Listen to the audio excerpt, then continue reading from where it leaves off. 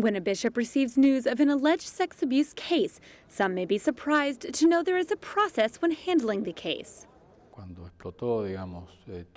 When this large number of cases exploded in some countries in the church, in my opinion, the greatest indignation was not only the existence of these cases, but the mismanagement by the leaders of the church. I think that point is a point that is changing.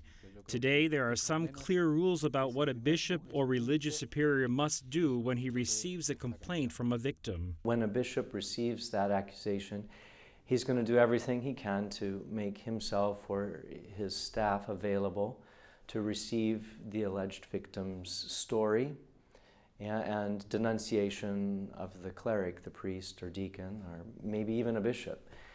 And that's not an easy moment because that person usually comes hurting. And it's a very challenging moment. The first step is to question the truth and credibility of the case and reliability of the persons involved. There should be a clear statement of compliance with both civil and church authorities and requirements and neutrality in order to investigate the matter. Once the bishop receives the news, he begins the process of the preliminary investigation, gathering all evidence from both sides. He must act quickly but not react to the case without listening and considering both sides. As such, the person making a report has a right to meet with a church representative about the issue as soon as possible, always leaving the option for the person to speak to a lay, clergy, or religious member, depending on his or her level of comfort. The preventive measure is this, that the denounced priest must immediately leave the ministry. He must be suspended. In the meantime, a preliminary investigation is made, and if the complaint has evidence to proceed, then the priest continues to be suspended until the trial is over. So he needs to act in a very well-planned and prudent way. Not only is he to assist the victims, the alleged victims, but he also has to try to protect the reputation of the priest. Because as we said, father is presumed innocent until otherwise proven guilty.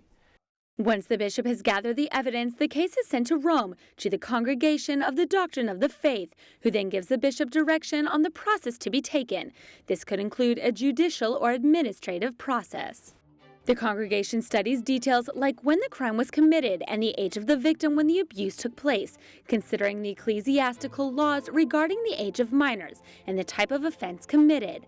They then send the case back to the bishop with specific orders on what to do. The Pope and the Commission especially recommend that ecclesiastical authorities collaborate and even denounce the priest. Firstly, because we are citizens and we are subject to civil justice. And secondly, because he is a criminal who can continue committing crimes. Justice can be expeditiously served and the truth of the matter can be made known. And if necessary, penalties are imposed or father removed from ministry, or if there is a current and present danger, that it's removed immediately.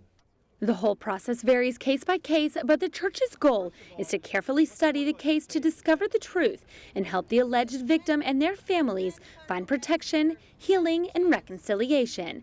If necessary, the priest must also do penance and make amends, and if found guilty, make sure he cannot commit future abuses.